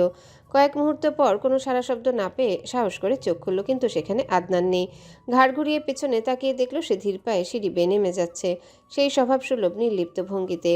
আহিয়ার বুকের ভেতরটা কেমন জানি করে উঠল, কিছু বুঝতে পারল না, শুধু মাথাটা সামান্য কাত করে এক ঝলক তাকিয়ে মাথা চুলকে আবার রুমে গিয়ে বিছানায় বসে পড়ল। গাড়ি এসে থামল মিরপুর 11-র এক নিঃশব্দ গলিতে, হৃদির ভবনের সামনে। চারিপাশ নিস্তব্ধ, শুধু গাড়ির ইঞ্জিনের হালকা গুঞ্জন আর দূরে কোথাও ঘেউ ঘেউ করা কুকুরের শব্দ শোনা যাচ্ছিল। গাড়ির ভেতরটাও যেন সেই নীরবতার সাথে মিশে গেল। হৃদি শেষবারের মতো তাকালো আহাদের দিকে বিস্মিত চোখে, খেয়াল করলো আহাদ এখনো আগের ভঙ্গিতে বসে আছে, ঠান্ডা, নিশ্চুপ, একদম অচঞ্চল। তার মুখে রাগের সামান্যতম ছাপও নেই। অথচ হৃদি ভেবেছিল এবার বুঝি ঝড় উঠবে, আহাদ রেগে আগুন হয়ে তাকে কান ধরে উঠবস করাবে কিংবা কোনো না কোনোভাবে শাস্তি দিবে। কিন্তু আশ্চর্য, সব প্রত্যাশা ভেস্তে দিয়ে আহাদ বরং অদ্ভুত এক শান্ত বরফ ঠান্ডা ভাব নিয়ে বসে আছে। এই অদ্ভুত ভঙ্গি হৃদিকে আরো বেশি অস্থির করে তুলল। চালক গাড়ি থেকে নেমে এসে ধীরে দরজা খুলে দিল। হৃদি ব্যাগটা কাঁধে নিয়ে ওড়নাটা একটু গুছিয়ে নিয়ে নামার জন্য পা বাড়াতে হঠাৎ বিদ্যুতের মতো আহাদের হাত তার কবজি চেপে ধরল। চমকে উঠল হৃদি, তার নরম শরীরটা হঠাৎ করে কেঁপে উঠল। আতঙ্ক আর বিস্ময়ে চোখ বড় বড় হয়ে গেল। ঘুরে তাকাতেই দৃষ্টি আটকে গেল আহাদের গভীর গাঢ় বাদামি ঘন পাপড়িযুক্ত চোখের সাথে। সেই দৃষ্টিতে যেন অজস্র অগ্নি লুকিয়ে আছে, আবার একই সাথে এক অদ্ভুত টানও। হৃদির বুক ধক করে উঠল, নিঃশ্বাস ভারী হয়ে গেল। কাঁপা কাঁপা কণ্ঠে জিজ্ঞাসা করলো। আহাদ এক মুহূর্তে কোনো উত্তর দিল না, শুধু তাকিয়ে রইল সেই কোমল ভীত চোখের দিকে। হৃদির মুখের সরল ভঙ্গিমায় সেই নরম গাল আর লাজুক দৃষ্টিতে এক অদ্ভুত মাদকতা ছিল, যা মুহূর্তের জন্যে আহাদের সমস্ত রাগকে বরফে গলিয়ে দিতে চাইল। মনে হলো এই মেয়েটার দিকে তাকালে তার সমস্ত কঠোরতা, সমস্ত অভিমান ভেঙে যাবে। কিন্তু না, পরের মুহূর্তে সেই ঘটনাটা মনে পড়তেই আহাদের চোখে আবার আগুন জ্বলে উঠল, চোয়াল শক্ত হয়ে গেল, কপালের শিরাগুলো টান টান হয়ে উঠল। সে ধীরে ঝুঁকে এলো হৃদির কাছে, দাঁত কিরমির করে ফিসফিস স্বরে বলল, আজকে প্রথমেই ভুল করেছিস, তাই ছেড়ে দিলাম, কিন্তু এরপর যদি আর কখনো এমন হয় মনে রাখিস, শুধু সিরিয়াস আর কোকো না, পুরো শহরের কুকুরকে তোর পিছনে লেলিয়ে দেব। কথাটা মাথায় ঢুকিয়ে নে যেন। ভয়ে গলা শুকিয়ে এলো হৃদির, ঠোঁট দিয়ে জিভ ভিজিয়ে নিল, চোখ পিটপিট করতে লাগলো, যেন কিছু বলতে চায়, কিন্তু গলা থেকে কোনো শব্দ বের হলো না। আহাদ হঠাৎ হাতটা ঝটকা মেরে ছেড়ে দিল, কঠিন স্বরে বলল, যাও এখন, কুইক। এক মুহূর্ত দেরি করলো না হৃদি, হুড়মুড় করে গাড়ি থেকে নেমে এক দৌড়ে ভেতরে ঢুকে গেল। হাওয়ার সাথে তার পায়ের শব্দ মিলিয়ে গেল। আহাদ চুপচাপ বসে তার চলে যাওয়ার দিকে তাকিয়ে রইল কিছুক্ষণ, ভ্রু কুঁচকে নিজেকে বিড়বিড় করে প্রশ্ন করলো, আমাকে ভয় পেল না কুকুরকে? কিছুক্ষণ স্থির হয়ে রইল তার দৃষ্টি, তারপর হাতের উল্টো পিঠ দিয়ে নাকটা ঘষে নিয়ে মাথা এলিয়ে দিল সিটের সাথে। চোখ বন্ধ করতেই বুক ভরে এলো দীর্ঘ এক নিঃশ্বাসে। গাড়িটা ধীরে ধীরে এগোতে শুরু করলো, আর সে নীরবতা আবার গিলে নিল সব শব্দ। ঈশানী রান্নাঘরে ব্যস্ততার মধ্যে আছে, রান্নাঘর থেকে হালকা সুবাস ছড়িয়ে পড়ছে পুরো ঘরে। এদিকে ছোট মাহিকে ডাইনিং টেবিলে বসিয়ে দিয়েছে পড়তে। আজকালকার বাচ্চাদের তো ফোন ছাড়া এক মুহূর্ত চলে না, ফোন দেখতে দেখতে পড়াশোনার প্রতি অনীহা করে। তবে মাহি সেদিক দিয়ে একটু ভালোই, অন্তত টেবিলে বসলে খাতা কলমে মন দেয়। ঠিক তখনই হঠাৎ কলিং বেল বেজে উঠল। গ্যাসের আঁচটা সামলে ঈশানী তাড়াহুড়ো করে এসে দরজা খুলল। দরজা খোলার সাথে সাথে ভেতরে ঢুকলো হৃদিতা, মুখটা পুরো ভার করা, চোখে মুখে অস্থিরতা। পা থেকে জুতা খুলে ফেলে দিল একপাশে, এমনকি ছুঁড়ে মারা বললেও কম বলা হবে। ঈশানীর ভ্রু কুঁচকে গেল। কতবার বলেছি জায়গার জিনিস জায়গা রাখবি, তোর ভাইয়ের এসব একদম পছন্দ না, দেখলেই রাগ করে, জানিস না? দিদি শুকনো গলায় উত্তর দিল, জানি। জানিস কিন্তু শুনিস না। সমস্যা কি তোর? সারাদিন বাইরে থাকলে হাসি খুশি, আর বাসায় পা রাখলেই মুখ প্যাঁচার মতো কেন হয়ে যায়? কথাগুলো হৃদির কানে ঢুকলো ঠিকই, কিন্তু তার ভেতরে জ্বলন্ত আগুনটা আরও দ্বিগুণ হলো। সে রাগে চোখ বড় বড় করে কটমট করে তাকিয়ে এলো বোনের দিকে। আজকের দিনটা তার জন্য একদমই সহজ ছিল না। সকাল থেকে একটার পর একটা ধকল গেছে তার উপর দিয়ে, তার উপর সেই আহাদ, রাজার কুকুরের দৌড়ানি, তেরা কথা আর হুমকি, সব মিলে মাথাটা যেন ফুটতে থাকা প্রেসার কুকার। আর এখন ঈশানীর ছোটোখাটো বকা শুনে সেটা ফেটে বেরোলেই হয়। রুমে ঢুকে ব্যাগটা ধপ করে ছুঁড়ে মারল বিছানায়, তারপর ঝটকা দিয়ে ওড়নাটা খুলে আলনায় ছুঁড়ে দিল। বুক ধড়ফড় করছে, রাগে শ্বাস ভারী হয়ে উঠেছে, কোমরে হাত দিয়ে দাঁড়িয়ে ফুঁসতে লাগলো। ঈশানী চুপ করে দাঁড়িয়ে থেকে একটু নরম গলায় বলল, তেজ পরে দেখাইস, মাগরিবের ওয়াক্ত চলে যাচ্ছে, আগে নামাজ পড়ে নেই। হৃদি বিরক্ত হয়ে তাকালো বোনের দিকে, ঠোঁট চেপে ধরলো, যেন কিছু বলতে চাইছে কিন্তু নিজেকে সামলালো। ঈশানী আবার রেগে বলল, কোন নামাজের কথা বলি, মুখটা অন্ধকার হয়ে যায় কেন তোর? উত্তর দিল না হৃদি। সোজা হাঁটা দিল ওয়াশরুমের দিকে, গিয়ে দরজায় এমন জোরে লাথি মারল যে শব্দে ঘর কেঁপে উঠল। তারপর ভেতরে ঢুকে গেল। কিছুক্ষণ পরই বের হয়ে এলো ভেজা মুখে, হাত মুখ মুছে নিয়ে হিজাব মাথায় চুপচাপ দাঁড়িয়ে গেল জায়নামাজে। এমন সময় আবার কলিং বেল বেজে উঠল। ঈশানী ছুটে গিয়ে দরজা খুলে দিল। এবার ফিরেছে সুমন অফিসের ক্লান্তি নিয়ে। ভেতরে ঢুকে প্রথমেই চোখ বুলালো ড্রয়িং রুমে, ছোট্ট মাহির খাতার দিকে একবার তাকালো। তারপর রুমে উকি দিয়ে দেখলো হৃদি নামাজে দাঁড়িয়ে আছে। সন্তুষ্টির মাথা নেড়ে নিজের রুমের দিকে চলে গেল। সুমন প্রচণ্ড খুঁতখুঁতে স্বভাবের মানুষ, তার কাছে বাসার প্রতিটা জিনিসের জায়গা আলাদা, একটু এদিক ওদিক হলে চোখে পড়ে। একটা ধুলোর কণাও সহ্য হয় না তাই ছোট বাসাটা সবসময় ঝকঝকে থাকে। ঈশানীও চেষ্টা করে তার এই অভ্যাসের সাথে খাপ খাইয়ে নিতে। হৃদি নামাজ শেষ করে এসে সোফায় হুকো হাঁটু ভাঁজ করে বসলো। টেবিলে রাখা বিস্কিটের বয়ামটা টেনে নিয়ে খুলে একটার পর একটা বিস্কিট খেতে শুরু করলো, যেন তার সমস্ত রাগ, অভিমান, কষ্ট সব বিস্কিটের উপর ঝাড়ছে। অথচ এই মেয়েকে মাসে একটা বিস্কুটও জোর করে খাওয়ানো যায় না, আর আজ সে যেন একাই বয়াম শেষ করবে। ঈশানী রান্নাঘর থেকে এসে বয়ামটা হাত থেকে কেড়ে নিয়ে বিরক্ত গলায় বলল, নিজের উপর অত্যাচার করা বন্ধ কর। আমি নুডলস রান্না করেছি, নুডলস খা। দিদি কিছুক্ষণ নীরব রইল, অতঃপর হঠাৎ চার হাত পা ছুড়ে দিয়ে অদ্ভুত ভঙ্গিতে চেঁচিয়ে উঠল। আম্মু! তার চিৎকার প্রতিধ্বনিত হলো পুরো ঘরের দেয়াল জুড়ে। রাত গভীর, হালকা গভীর হয়ে এসেছে। চারিপাশে নিস্তব্ধতা নেমে এসেছে, এমনভাবে যেন আকাশ নিজেই কান পেতে শুনছে কারো গোপন কথা। মীর হাউসের উঁচু গেট ধীরে ধীরে খুলে গেল, আর ভেতরে ঢুকলো একে একে আহাদ, রাজার কালো গাড়িগুলো। সামনের হেডলাইটের আলো মুহূর্তের জন্যে আঙিনার নীরবতা ভেঙে দিল। গাড়ি এসে থামতেই মাঝখানের গাড়ি থেকে নামলো আহাদ রাজা। কালো প্যান্ট শার্টে আবৃত শরীর, আলতো হাতে চুলে আঙ্গুল বুলিয়ে নিল সে, যেন সারাদিনের ধুলো ঝেড়ে ফেলতে চাইছে। গাড়ির বনেটে হেলান দিল, মাথাটা উঁচু করে তাকালো রাতের আকাশের দিকে। অপরিসীম অন্ধকারে এক টুকরো আলো, একটা তারা ঝিকিমিকি করে জ্বলছে। আহাদ হাত বাড়িয়ে দিল, যেন তারাটাকে ছুঁতে চাইছে। ঠোঁটে এক চিলতে পাকা হাসি, চোখে এক অদ্ভুত ক্লান্তি। বুক থেকে বের হলো একটা ভারী নিঃশ্বাস, যার রাতের হাওয়ার সাথে মিশে গেল। ঠিক তখনই পাশে এসে দাঁড়ালো শাহিন। কিছুক্ষণ আহাদের দৃষ্টি অনুসরণ করলো সে, অতঃপর ধীর গলায় বলল, ভাই। আহাদ চোখ না নামিয়ে গম্ভীর গলায় জবাব দিল। শাহিন একটু ইতস্তত করে বলল, খলিল মাতব্বর মনে হয় কোনো ষড়যন্ত্র করেছে, খবর আসছে। তার লোকজন চারদিক ছড়িয়ে দিছে, আমাদের আশেপাশে ঘোরাঘুরি হয়েছে। আহাদের ঠোঁটে আবারও সেই অদ্ভুত হাসি ফুটল। আকাশের দিকে তাকিয়ে বলল, পিপিলিকার পাখা গজায় মরিবার তরে, প্রবাদটা শুনেছিস না? হ্যাঁ ভাই, শুনছি। পরে উঠতে দে শাহিন, তবে বুঝতে যেন না পারে আমরা জানি ও কি খেল খেলতেছে। সময় এলে হিসেব কষা হবে। ঠিক আছে ভাই, ঠিক বলছেন ভাই। আর কোনো কথা না বলে আহাদ সোজা ভেতরে ঢুকে গেল। ড্রয়িং রুমের টেবিলে বই খাতা ছড়িয়ে বসে আছে আদিবা, মনোযোগ দিয়ে লিখছে। পাশে বসে আদনান সাহায্য করছে তাকে। টেবিলের অপর প্রান্তে বসে আছেন আশফাক মীর। আহাদ ভেতরে ঢুকে সরাসরি গিয়ে বসলো চাচার পাশে। আলতো করে দুজনে একে অপরের হাতে চাপড় দিল, একরকমের হাই ফাই, তবে তাতে এক ধরনের অভ্যন্তরীণ বোঝাপড়া লুকানো। আহাদের দিকে তাকিয়ে আদিবার মুখে উজ্জ্বল হাসি ফুটে উঠল। আহাদ এক চোখ টিপে দিল বোনের দিকে। মুহূর্তে আদিবা খিলখিল করে হেসে উঠল। এ দৃশ্য মোটেও ভালো লাগলো না আদনানের। সে সঙ্গে সঙ্গে আদিবার খাতাটা টেনে নিয়ে ঘাড় ঘুরিয়ে দিয়ে বলল, আহাদ পা ছড়িয়ে এবার হেলে বসলো। ঠোঁটের কোণে তাচ্ছিল্যের হাসি খেলে গেল। শান্ত অথচ ধারালো ব্যঙ্গাত্মক সুরে জবাব দিল, হ্যাঁ, যারা পড়াশোনা করে নাই তারা তো ঢাকা থেকে চট্টগ্রাম, তেঁতুলিয়া থেকে টেকনাফ সব জায়গায় পায়ে হেঁটেই যায়। কথাটা শুনে আদিবা খিলখিল করে হেসে দিল। আদনান অপমানিত হলো কিছুটা, নিজেকে সামলে নিয়ে আবারও বলল, যে কথার যুক্তি নাই সেটা কথার কথা হবে কেন? 4টা চাক্কা লাগিয়ে নিলেই চলবো। আদিবা আবারও হেসে দিল। এবার আশফাক মিরও নিজেকে দমিয়ে রাখতে পারলেন না, তিনিও হেসে ফেললেন। আদনান রাগে লাল হয়ে গেল। আহাদের সাথে কথায় কাজে সে কখনোই পেরে উঠবে না। মনে মনে দাঁত চেপে চুপ করে গেল, কারণ সে জানে অযথা লড়াই করলে অপদস্থ হবে, জেতার কোনো সুযোগ নেই। আহাদ হালকা হাই তুলে 2 হাত উঁচু করে শরীরটা টানলো, যেন অলসতা ঝেড়ে ফেলছে। অতঃপর দাঁড়িয়ে যাওয়ার আগে আবারও আদিবার দিকে তাকিয়ে চোখ টিপ দিল। আদিবা খুশিতে উজ্জ্বল হয়ে উঠল। এরপর ধীর পায়ে সিঁড়ি বেয়ে উপরে উঠে গেল আহাদ রাজা। সকাল তখন 7:45। শহরের বাতাসে হালকা মিষ্টি গন্ধ, রাস্তার ধারে গাছের পাতায় জমে আছে ধুলোবালি। ভেতরে ঘড়ির টিকটিক শব্দটা ভেসে আসছে। আফরোজা শেখ আজ যথারীতি খুব ভোরেই ঘুম থেকে উঠেছেন। বিছানার উপর সুন্দরভাবে ভাঁজ করা ধূসর শাড়িটা গায়ে জড়িয়ে নিলেন, চুল সেট করা, হাতে সোনার পাতলা চুড়ি। একেবারে আদালতের জন্য প্রস্তুত এক নারী, অভিজ্ঞ, আত্মবিশ্বাসী, দৃঢ়চেতা। আয়নার সামনে দাঁড়িয়ে গলার মুক্তার মালাটা একবার ঠিক করে নিলেন। তারপর গম্ভীর মুখে হাতে কালো পোশাকটা তুলে নিয়ে রুম থেকে বেরিয়ে এলেন। তার পদচারণায় পুরো করিডোর জুড়ে গম্ভীর এক ছন্দ বাজতে লাগলো।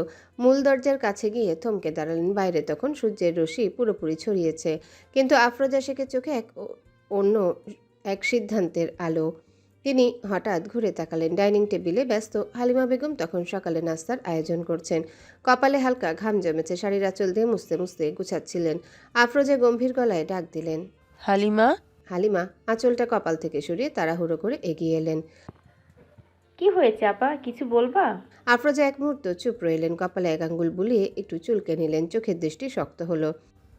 আহিয়ার যে বান্ধবী আছে না, হৃদিতা, মেয়েটাকে তোমার কেমন লাগে? হালিমা একটু অবাক হলে উত্তর দিলেন দ্বিধাহীন কণ্ঠে, হৃদিতা মেয়েটা আসলে অনেক ভালো, অনেক সরল সোজা ভদ্র। কেন আপা, কি হয়েছে?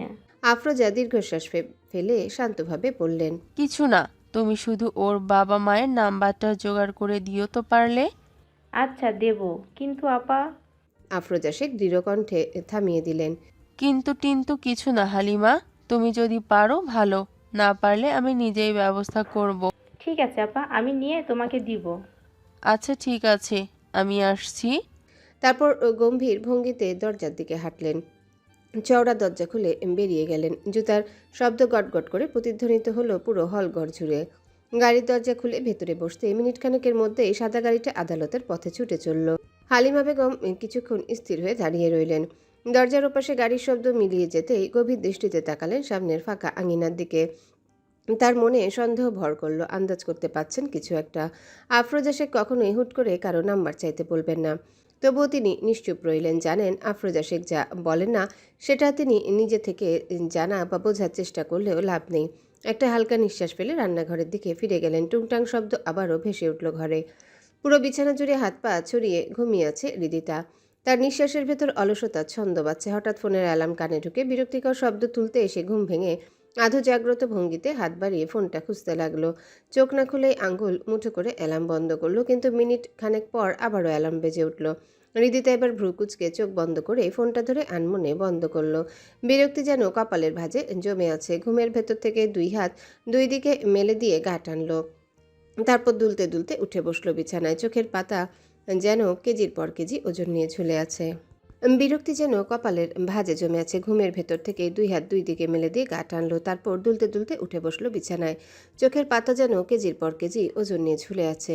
কাল রাতে ঘুম আসেনি ঠিকমতো। হাজারো চিন্তা তাকে পিষে রেখেছিল। তাই ভোরের আলোতেও তার চোখ খুলতে পারছিল না। একবার হাই তুলে 2 হাত মাথার উপর তুলল। ঠিক তখনই জানালার পর্দা ফাঁক গলে সূর্যের রশ্মি সরাসরি এসে পড়ল তার চোখে। চোখ কুঁচকে গেল। চুলগুলো এলোমেলো হয়ে গালার কপালে লেপ্টে আছে।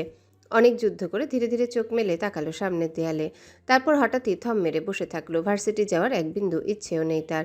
ক্লান্তি, অনীহা, বিরক্তি সব মিলে বুক চেপে ধরেছে।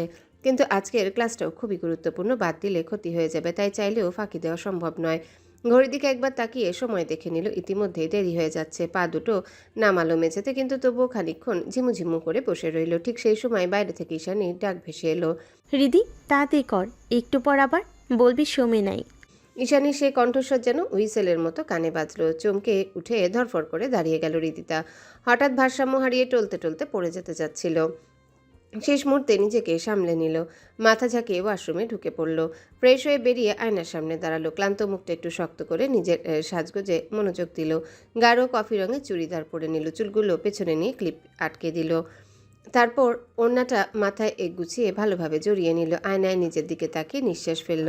ব্যাগটা হাতে নিয়ে রুম থেকে বেরিয়ে এলো। ড্রয়িং রুমে এসে নাস্তার টেবিলে বসলো। সামনের প্লেটে সাজানো রুটি, ভাজি, অমলেট। খাবার দেখেই তার পেটের মধ্যে মোচড় দিল। সকাল সকাল খেতে তার একদমই ইচ্ছে করে না, তবে আহাদ রাজার কথা মনে হতেই মুখ শক্ত হয়ে গেল। কালকের ঘটনা, কথাবার্তা, তার চোখের দৃষ্টি সব মনে পড়ে গেল। নিজের মনকে শাসন করে বলল, আজ আর কোনো তামাশা করব না, শান্ত থাকতে হবে। জোর করে দু কামড় মুখে তুলল। খাবার গলা দিয়ে নামছে না, তবুও জোর করে কিছুটা খেয়ে নিল। ঠিক তখনই ঈশানী এগিয়ে এসে বলল, শোন, তুই যাচ্ছিস তো, যাওয়ার সময় মাহিকে স্কুলে নামিয়ে দিয়ে যাস। আমি আর শুধু শুধু বেরোবো না। হৃদিতা চুপচাপ মাথা নাড়ল। আচ্ছা।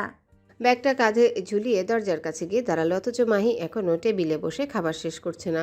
ছোট্ট হাতে চামচ ঘুরিয়ে ঘুরিয়ে খাচ্ছে, চোখে তখন ঘুমের ছাপ। হৃদিতা বিরক্ত হয়ে গলা উঁচু করে বলল, খাও না তাড়াতাড়ি, দেরি হয়ে যাবে। মাহি তবুও হাই তুলে ধীরে ধীরে খাবার গিলছে। হৃদিতার ধৈর্যের বাঁধ ভেঙে গেল। খাওয়া লাগবে না, চল। বলেই মাহির ব্যাগটা তুলে নিল হাতে। মাহিকে আধো ঘুমন্ত অবস্থায় টেনে নিয়ে বেরিয়ে গেল বাইরে। দরজার ধাক্কা হালকা শব্দ তুলে বন্ধ হয়ে গেল তাদের পেছনে। ঈশানী কয়েক মুহূর্ত দাঁড়িয়ে থাকলো ভেতরে। নাশতার টেবিলে পড়ে থাকা অসমাপ্ত খাবারের দিকে তাকালো, অতঃপর নিঃশব্দে দরজার কাছে গিয়ে খিল টেনে বন্ধ করে দিল। ঘরে আবার নীরবতা নেমে এলো। ক্লাস শেষে ক্যাম্পাসের ভেতরে যেন ক্লান্তির হাওয়া ভেসে বেড়াচ্ছে। 5-6 জোড়া পা ধীরে ধীরে গার্ডেনের পাশের সিঁড়ির দিকে এগিয়ে আসে। ভেতরে ভেতরে সবাই ক্লান্ত, কিন্তু মুখে তবু হাসি ঠাট্টার রেশ লেগে আছে। সিঁড়ির ধাপে দুলতে দুলতে বসলো তারা। মুহূর্তের মধ্যে শুরু হলো গল্পগুজব। আনিকা সে পুরনো দুঃখের কাহিনী বেরিয়ে এলো আবারও। সেটা নিয়ে আহিয়া আর নীলা হো হো করে হাসছে। তাদের প্রাণখোলা হাসিতে চারিপাশের পরিবেশটা যেন আরও হালকা হয়ে গেল। কিন্তু সে হাসির মাঝেই একেবারে উল্টে ছবি হৃদিতার। মুখ ভার করে উরুর সাথে থুতনি ঠেকিয়ে বসে আছে। চোখে মুখে অদ্ভুত এক গাম্ভীর্য, যেন গভীর কোনো ভাবনায় ডুবে গেছে। চারিপাশের হাসি ঠাট্টা যেন তার কানে ঢুকছে না, সে নিজের জগতে নিমগ্ন। হৃদিকে এভাবে দেখে আনিকা আর চুপ থাকতে পারল না। কি রে, তোর আবার কি হলো? মুখটা এমন বাংলার পাঁচির মতো করে রাখছস কেন? আনিকা হেসে ধাক্কা দিতে হৃদি শরীরটা একটু দুলল, কিন্তু সে তবুও ওই একইভাবেই বসে রইল, একটুও সাড়া দিল না। তাদের পাশে বসে তামিম অনেকক্ষণ ধরে চুপচাপ তাকিয়েছিল হৃদির দিকে। মেয়েটার কপালের সামনে চুলগুলো ওড়নার ফাঁক থেকে বের হয়ে এসেছে। হালকা বাতাসে চুলগুলো নড়ে উঠছে। হৃদির মুখটা যেন এক ধরনের নিষ্পাপ সৌন্দর্য আরও ফুটে উঠেছে। হঠাৎ হৃদির নাকে এসে লাগলো একগুচ্ছ ফুলের তীব্র ঘ্রাণ। সে ভ্রুকুচকে ঘাড় ঘুরিয়ে তাকালো পেছনের দিকে। পাশেই ফুলের গাছগুলোতে ফুটে আছে সাদা বেলি ফুল। আস্তে আস্তে উঠে গিয়ে হৃদি হাত বুলিয়ে দিল ফুলের পাপড়িতে। চোখ বন্ধ করে নাকটা কাছে নিয়ে শুকলো। তীব্র সুবাসে তার বুকটা যেন ভরে গেল। তামিম দূর থেকে এক মনে তাকিয়ে রইল সেই দৃশ্যের দিকে। কিছুক্ষণ দ্বিধা কাটিয়ে সে এগিয়ে গিয়ে বসলো হৃদির একটু পাশে, উল্টো দিকের ধাপে। তুমি ফুল পছন্দ করো? হৃদি মুখে ছোট্ট এক চিলতে হাসি এনে উত্তর দিল, ফুল কে পছন্দ না করে? তোমার কোন ফুল বেশি পছন্দ? ফুল বলতে সবই আমার পছন্দ, ফুল তো সবই সুন্দর। তামিম ঠোঁটে একরাশ হাসি আনলো, মনে মনে নিজেকে বলল, তুমি ফুলের চেয়েও সুন্দর, ভয়ঙ্কর সুন্দর। হৃদি তার মুখের ভঙ্গি খেয়াল করলো, কপাল কুঁচকে জিজ্ঞাসা করলো, হাসছো কেন? আমি হাসার কথা বলেছি কিছু? না না, তার জন্য না, তাহলে? এমনি একটা কথা মনে পড়লো তাই। ও। তারপর দুজনেই চুপ করে গেল। এরই মাঝে আনিকা আহিয়া নীলা উঠে দাঁড়ালো। তারা ফুচকা খাওয়ার প্ল্যান করছে। আনিকা ডেকে উঠল, রীতি আয়, ফুচকা খেয়ে আসি। হৃদি মুখ ভার করে উত্তর দিল, আমার ভালো লাগছে না, তোরা যা। আনিকারা একে অপরের দিকে তাকালো। তারা জানে হৃদি এমনটাই বলবে, কিন্তু তাকে তো আর একা মন খারাপ করে বসে থাকতে দেওয়া যায় না। আনিকার আহিয়া একসাথে গিয়ে হৃদিকে দুই পাশ থেকে বাহু জড়িয়ে ধরে টেনে তুলল। তুই যাবি না? তোর দাদা যাবে, চল। হৃদি কয়েকবার মানা করলো, কিন্তু কোনো লাভ হলো না। টেনে হিচড়ে নিয়ে গেল ওদের সাথে। তাদের হাসি ঠাট্টার শব্দ মিলিয়ে গেল দূরে। সিঁড়িতে বসে রইল কেবল তামিম আর সাব্বির। তামিমের চোখ এখনও গেটের দিকে, যেখানে একটু আগে হৃদি বেরিয়ে গেল। তার দৃষ্টি সরছে না। সাব্বির একগাল হেসে তামিমের ঘাড়ে হাত রাখলো। মামা, আর কতদিন এভাবে তাকিয়ে থাকবি? এবার প্রপোজ করে দিলেই তো পারছিস। তামিম হালকা হাসলো, তারপর নিচের দিকে তাকিয়ে বলল, ভয় হয় যদি বন্ধুত্বটা শেষ হয়ে যায়। আরে দূর, যারে ভালোবাসিস তার সাথে আবার কিসের বন্ধুত্ব? বলে দিলেই একটা না একটা কিছু তো হবেই। তামিম চুপ করে গেল, মনে মনে কিছু ভেবে আবারও গেটের দিকে তাকালো। হৃদি ছায়া আর নেই। দীর্ঘ নিঃশ্বাস ফেলে বলল। দেখি। সাব্বির এবার গম্ভীর সুরে বলল। দেখি আবার কি? শোন, কয়েকদিন পরেই তো আমাদের ভার্সিটিতে অনুষ্ঠান আছে। আমি বলে কি তখনই প্রপোজ করে দে। তামিম এবার আর কিছু বলল না, শুধু একটু নড়ে চড়ে বসলো। ভেতরে ভেতরে তার বুকের ভেতর অদ্ভুত একটা কাঁপুনি বাজতে লাগলো। ভার্সিটির মূল গেটের একপাশে বসে থাকে সেই চিরচেনা ফুচকাওয়ালা মামা। এতদিন ধরে যেন তাদের এক আড্ডার জায়গা হয়ে গেছে এই ফুচকার দোকানটা। প্রায় ক্লাস শেষে এখানে দাঁড়িয়ে আড্ডা আর ফুচকা খাওয়া হয়। আজও তারা তাই করলো, কিন্তু আজ মামা নেই। তার জায়গায় বসেছে 12-13 বছরের এক কাঁচা বয়সী ছেলে। মামার জায়গায় বসে ব্যবসা সামলাতে চেষ্টা করছে। চারিপাশে ইতিমধ্যে কিছু ছেলে মেয়ে ভিড় করেছে। তার আগে অর্ডার দিল 4 প্লেট ফুচকার। হৃদি গম্ভীর গলায় বলল। আমারটা ঝাল ছাড়া। আনিকা তাকিয়ে বলল। জানি, সেদিন সামান্য একটু ঝাল খেয়ে যা করলি।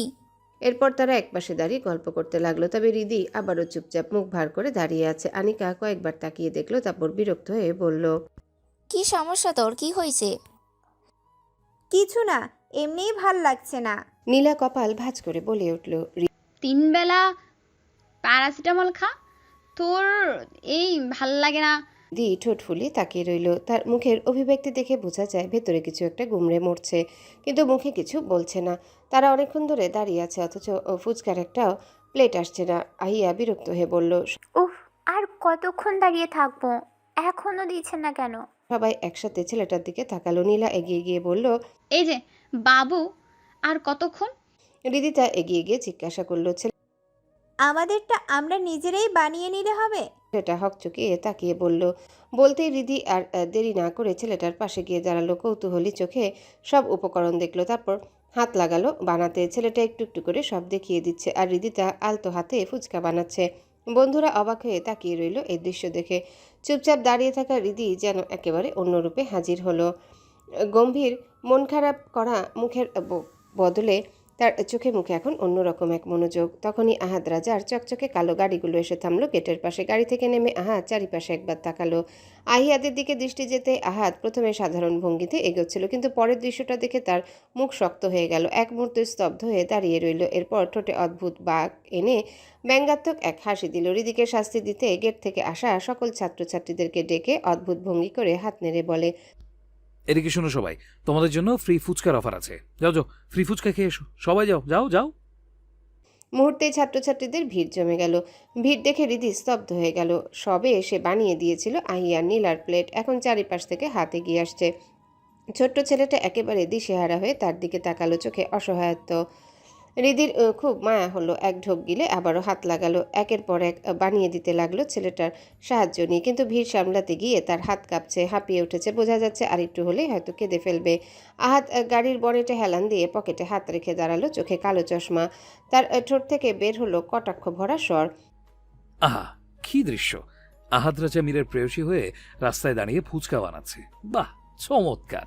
সেই ভিড় লক্ষ্য করে আহাত শাহিনকে ঠোঁট বাঁকিয়ে দৃঢ়স্বরে বলল। বুঝলি শাহিন, বাঙালি জাতি বড়ই অদ্ভুত। ফ্রিতে বিষ দিলেও নিতে লাইন ধরবে। এক মুহূর্ত তাকিয়ে থেকে আহাত যখন দেখলো হৃদি আর সামাল দিতে পারছে না, তখন ভাবলো সে যেটা চেয়েছে হয়েছে। এরপর গটগট শব্দ করে এগিয়ে গেল আহাত। হৃদির হাতে থাকা ফুচকার প্লেট কারো দিকে দেবার আগে সামনে এসে হাত বাড়িয়ে দিল তার দিকে। মুহূর্তে হৃদির বুক ধুক করে উঠল। আহিয়া, নীলা আর আনিকা তিনজনের স্তব্ধ। আহাদের চোখ এখন লাল হয়ে উঠেছে, ক্রোধে টকবক করছে। সেই দৃষ্টি বিদ্ধ করছে সরাসরি হৃদিকে। হৃদি একটা শুকনো ঢোক গিলে ফেললো। হাতে ধরা প্লেটটা যেন ভারী হয়ে উঠেছে হঠাৎ। চারিপাশের সব শব্দ মিলিয়ে গিয়ে শুধু আহাদের চোখ আর তার নিজের দ্রুত নিঃশ্বাস শোনা যাচ্ছে। ভার্সিটির দিনটা প্রায় শেষ হয়ে এসেছে। করিডোরগুলোতে এখন আর তেমন ভিড় নেই। ছাত্রছাত্রীরা ইতিমধ্যেই বাসায় ফিরেছে। চারিদিকে এক অদ্ভুত শান্ত পরিবেশ, কিন্তু সেই শান্ত পরিবেশের মাঝে কমন রুমের ভেতর যেন চাপা ঝড় বইছে।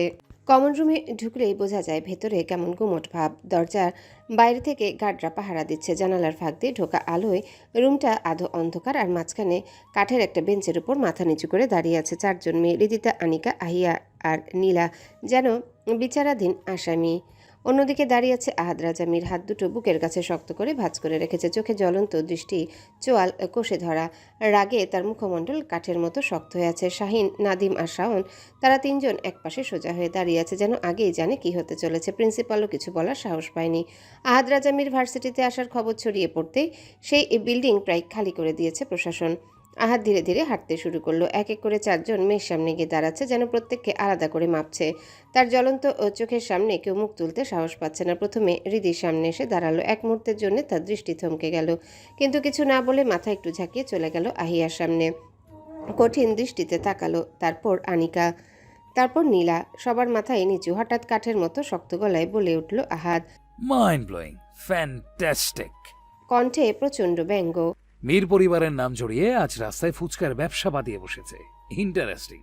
বলেই হাততালি দিল জোরে। তীক্ষ্ণ শব্দে চারজন মেয়ে আরও মাথা নিচু করে ফেললো। চারিপাশে এক অদ্ভুত নিস্তব্ধতা নেমে এলো। আহাদ হঠাৎ গর্জে উঠল, এখন তোদের কি শাস্তি দেওয়া উচিত বলতো? কেউ মুখ খুলল না, সবাই ভয়ে মাথা আরও নিচু করে দাঁড়িয়ে রইল। আহাদ এবার ধীরে ধীরে গিয়ে এক টেবিলের উপর লাফ দিয়ে উঠে দুপা ঝুলিয়ে বসলো। চোখে জ্বলন্ত আগুন। এক মুহূর্ত চুপ করে থেকে ঠান্ডা অথচ কঠিন সুরে বলল, কান ধর। তার কথায় হৃদিবাদে বাকিরা হকচকিয়ে মাথা তুলল। আহাদ কি সত্যিই বলল? এই বয়সে কান ধরতে হবে তাদের? কিন্তু সে আবার গর্জে উঠল, দাঁড়িয়ে আছিস কেন, শুনতে পাসনি? Do it. তাদের চোখে মুখে লজ্জা, ভয়, অপমান সব মিলেমিশে অস্থির অবস্থা। তবুও শেষমেশ তিনজন দ্রুত কান ধরল।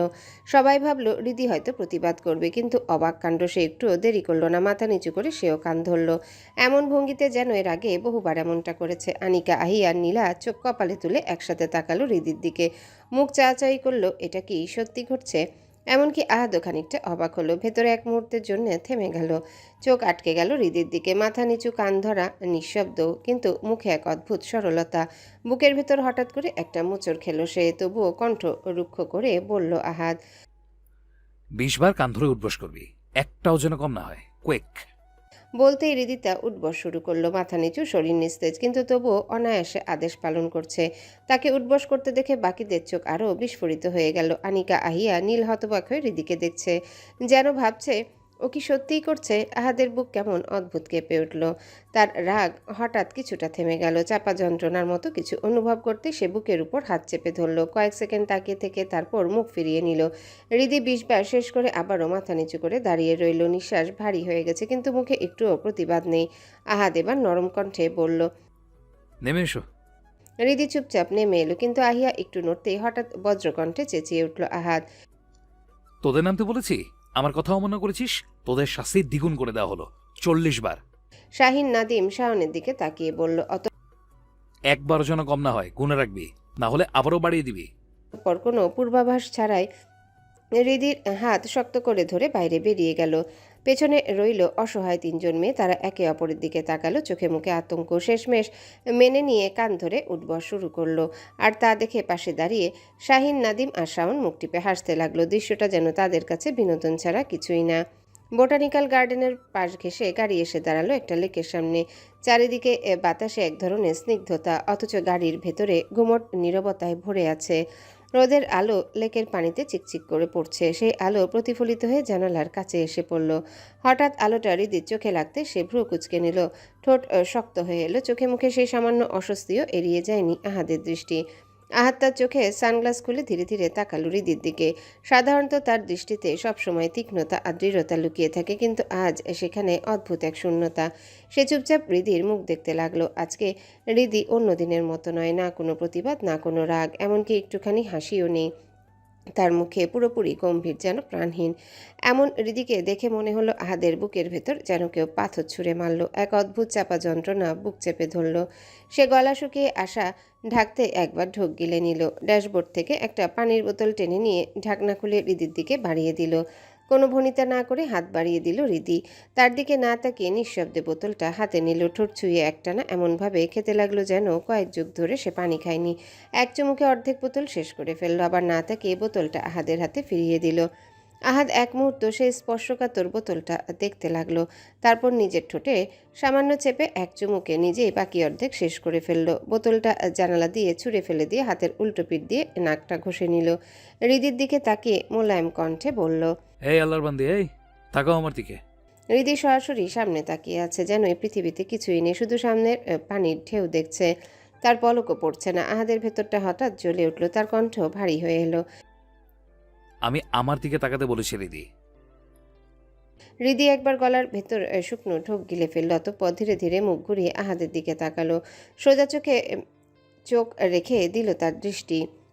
সেই চোখে এক অদ্ভুত নিস্তব্ধতা আর এক অজানা ক্লান্তি। আহাদ অনেকক্ষণ তার দিকে তাকিয়ে রইল, অতঃপর ঠান্ডা কণ্ঠে জিজ্ঞাসা করল, কি হয়েছে? হৃদি কোনো ভ্রুক্ষেপ ছাড়াই ফিসফিস করে বলল, কিছু না। হৃদি দৃষ্টি সরিয়ে জানালার বাইরের দিকে তাকালো, ঠান্ডা স্বরে বলল, এমনই। আহাদের বুকে মনে হলো হাতুড়ি দিয়ে কেউ পেরেক গাচ্ছে, তবু ঠোঁটের কোণে শক্তি জমল, কণ্ঠে সামান্য রাগ মিশে গেল। আল্লাহর দুনিয়ায় এমনি বলে কিচ্ছু নেই, এমনিরও একটা কারণ থাকে। কি হয়েছে সেটা বলো। হৃদি তবুও চুপ, কোনো উত্তর দিল না, শুধু জানালার বাইরে তাকিয়ে রইল। রাস্তার গাছপালার ভেতর দিয়ে হাওয়া বইছে, তার চোখে এক ধরনের শূন্যতা। আহাদ ভেতরে ভেতরে দ্বন্দ্বে পড়ে গেল। আমি কি খুব বেশি রূঢ় হয়ে গেলাম? একটু বেশি রুড বিহেভ করেছে, নাকি আসলে ওর ভেতরে অন্য কোনো কারণ আছে? অতঃপর গভীর নিঃশ্বাস ফেলে একটু নরম কণ্ঠে বলল, বাসায় যাবে? হৃদি ধীশ্বরে উত্তর দিল। হুম। আহাদ এক মুহূর্ত তার দিকে তাকিয়ে থাকলো, তারপর স্টিয়ারিং ঘুরিয়ে গাড়ি মোড় নিল হৃদির বাসার রাস্তার দিকে। গাড়ির ভেতরে আবারও নেমে এলো নিঃশব্দতা, শুধু ইঞ্জিনের শব্দ আর বাইরের বাতাসের শোষধ্বনি। মাঝে মধ্যে আর চোখে আহাদের দিকে তাকিয়ে দেখে, হয়তো কিছু ভাবে, কিন্তু আহাদ তাকাতে সে দ্রুত দৃষ্টি সরিয়ে নেয়, যেন কিছুই হয়নি। আহাদ সব বুঝতে পারছে, তবু কিছু বলল না, শুধু ভেতরে ভেতরে বুকের ভেতরটা চেপে আসছে তার প্রেয়সীর এমন রূপ যে তার প্রথম দেখা।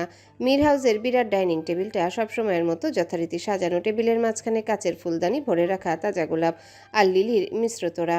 সময় তখন রাত প্রায় 11:15। আলোকসজ্জা যেন খুবই মৃদু, হালকা হলুদ আলোয় পুরো ঘরটা আভিজাত্যের সাথে গম্ভীরতায় ভরে উঠেছে। চারিদিক শান্ত, শুধু শোনা যাচ্ছে চামচ কাটার টুংটাং শব্দ, সেটাও যেন নিস্তব্ধতাকে আরও ভারী করে তুলছে।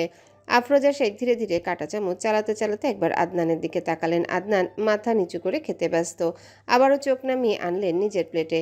আশফাক মীর পাশ থেকে হালিমাকে উদ্দেশ্য করে গম্ভীর গলায় বললেন, তুমিও বসো না হালিমা, দাঁড়িয়ে আছো কেন? হ্যাঁ, এই তো বসছি। হালিমা বেগম ধীর পদক্ষেপে এসে পাশে রাখা চেয়ারটা টেনে বসলেন। রান্নাঘর থেকে পরিচারিকা বানু আর ঋতু পরপর খাবার এনে সাজিয়ে রাখছে, কারো মুখে কোনো শব্দ নেই। ঠিক তখনই সিঁড়ি বেয়ে নামলো আহাদ। ধীরে ধীরে টেবিলের একপাশে গিয়ে নিজের নির্দিষ্ট চেয়ার টেনে বসলো। তার পায়ের শব্দে যেন টেবিলের চারিপাশে শীতল হাওয়া বইতে লাগলো। চুপচাপ বসে থাকা সবাই এক মুহূর্তের জন্য তাকালো তার দিকে, কিন্তু সবচেয়ে বড় ধাক্কাটা খেলো আহিয়া। আহাদকে দেখেই তার গলাতে খাবার আটকে গেল, হঠাৎ হেঁচকি উঠে গেল। আজকের ঘটনাটা মনে পড়তেই ভয় একের পর এক হেঁচকি উঠছে তার। আদনান দ্রুত উঠে এসে আলতো করে তার পিঠে হাত বুলিয়ে দিল, কিন্তু এতে উল্টো আরও বেড়ে গেল। আহিয়ার মুখ লাল হয়ে উঠেছে, আদনানের স্পর্শে গলা শুকিয়ে যাচ্ছে। আফরোজা শেখ বিরক্ত কণ্ঠে বললেন, খাওয়ার সময় মন কোথায় থাকে? এখন পর্যন্ত খাবারটাও ঠিকঠাক খেতে পারো না। আদনান 2 আঙ্গুল দিয়ে নাক চেপে ধরে বলে। কয়েকবার ঘন ঘন নিঃশ্বাস নিল আহিয়া। আদনান জিজ্ঞাসা করল। আহিয়া আবার একটা হেঁচকি দিয়ে মাথা নাড়ে, অর্থাৎ সে ঠিক নেই। পরপর কয়েকবার হেঁচকি দিতেই আহাদ হঠাৎ গম্ভীর স্বরে ঠান্ডা দৃষ্টি ছুড়ে দিয়ে বলল, একটা থাপ্পড় খেলে অটোমেটিক্যালি তোর হিচকি বন্ধ হয়ে যাবে। তার ঠান্ডা অথচ কেটে যাওয়া কণ্ঠে টেবিলের পরিবেশ হিম হয়ে গেল। আহিয়া চোখ বিস্ফোরিত হয়ে তাকিয়ে রইল আহাদের দিকে। সেই ভয়ের মধ্যেই হঠাৎ তার হেঁচকি সত্যি থেমে গেল। আদনান এবার বিরক্ত আর রাগে ঠোঁটে ঠোঁট চেপে তাকালো আহাদের দিকে, অতঃপর হাত বাড়িয়ে টেবিল থেকে এক গ্লাস পানি তুলে এনে আহিয়ার সামনে ধরল। আহিয়া তাকিয়ে রইল শুধু গ্লাসটার দিকে, যেন স্পর্শ করার সাহস পাচ্ছে না। আদনানের কণ্ঠ এবার মোলায়েম হয়ে এলো। দ্রুত হাত বাড়িয়ে আহিয়া গ্লাসটা নিয়ে এক নিঃশ্বাসে পানি খেয়ে নিল। তার বুক ওঠানামা করছে, চোখ ভিজে গেছে, তবে এখন একটু স্বাভাবিক। আদনান ধীরে ধীরে বসে পড়ল নিজের চেয়ারে, বিরক্তি চোখ রেখে তাকিয়ে আছে আহাদের দিকে। 2 ভাইয়ের মধ্যে নীরব রেষারেষি, টেবিলের প্রতিটা মানুষই সেটা টের পেল। আবার নিস্তব্ধতা নেমে এলো চারিদিকে। হঠাৎ আহিয়ার দিকে একবার তাকালো আহাদ, কিছু একটা ভেবে। আহাদ খাবার রেখে শরীরটা আশফাক মীরের দিকে ঘোরালো। তার দৃষ্টি তীক্ষ্ণ হয়ে উঠল। আঙ্গুল দিয়ে চিবুক ঘষতে ঘষতে সে গম্ভীর ভঙ্গিতে বলল, চাচু, আমাকে দেখতে কি ভয়ঙ্কর লাগে?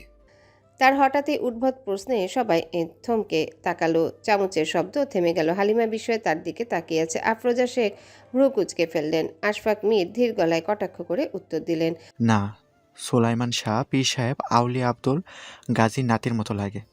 কথাটা শুনে আদিল আহিয়া মুখে হাত দিয়ে হালকা হেসে ফেলল, কিন্তু আহাদ সিরিয়াস ভঙ্গিতে ভ্রু কুঁচকে প্রশ্ন করল, সেটা আবার কে? আশফাক মীর ঠোঁট উল্টে নির্লিপ্ত কণ্ঠে বললেন। আমি কি জানি? বলেই হালকা বিদ্রুপের হাসি ছুড়ে দিলেন। আহাদ এবার চোখ মুখ শক্ত করে গর্জে উঠল। ফান করতেছো আমার সাথে? একদমই না, আমি সিরিয়াস। চাচু! গর্জে উঠে এক ঝটকায় চেয়ার ঠেলে উঠে দাঁড়ালো। টেবিল কেঁপে উঠল তার ভর কেন্দ্রের শক্তিতে। গটগট করে সিঁড়ি বেয়ে উপরে উঠে গেল। শব্দে পুরো হলঘর গমগম করে উঠল। হঠাৎ আমজাদ মীর খাওয়া থামিয়ে মুখ মুছলেন, অতঃপর সবাইকে শুনিয়ে ঠান্ডা গলায় বললেন, আহ, আচরণ করবে হায়নার মতো আর চেহারা হবে মাছরাঙার মতো। কথাটা শুনে সবাই হালকা হেসে ফেলল। তবে আদনানের মুখের ভঙ্গি একটুও বদলায়নি। সে নিজের মতো চুপচাপ খেতে ব্যস্ত। আর চোখে একবার আফরোজা শেখের দিকে তাকাতেই চোখাচোখি হলো। নজর ফিরিয়ে আবারও খাবারে মনোযোগ দিল। ঘড়ির কাঁটা তখন রাত ৩টার কাছাকাছি। বাইরের দুনিয়া নিস্তব্ধ, চারিপাশে যেন অচেনা শূন্যতার ভার। মাঝে মাঝে শুধু ঘড়ির কাঁটার টিকটিক শব্দ কানে আসছে, আর দূরের কোথাও কুকুরের ডেকে ওঠা সেই নিস্তব্ধতাকে ভেদ করছে। হৃদিতার চোখে ঘুম নেই। বারবার চেষ্টার পরও চোখের পাতা এক হচ্ছিল না। মনের ভেতর অদ্ভুত এক অস্থিরতা। আজকের দিনের ঘটনাগুলো বারবার মাথায় ভেসে উঠছে। সে চেয়েছিল আজ যেন কোনো বিপত্তি না ঘটে, কোনো তামাশা না হয়, কিন্তু ভাগ্য সে আবার অঘটন ঘটিয়ে ফেলল। তার জন্যে শুধু সে নয়, তার বান্ধবীরাও শাস্তি পেল। সে এই অপরাধ বোধে হৃদিতার বুকটা কেমন করে উঠছে।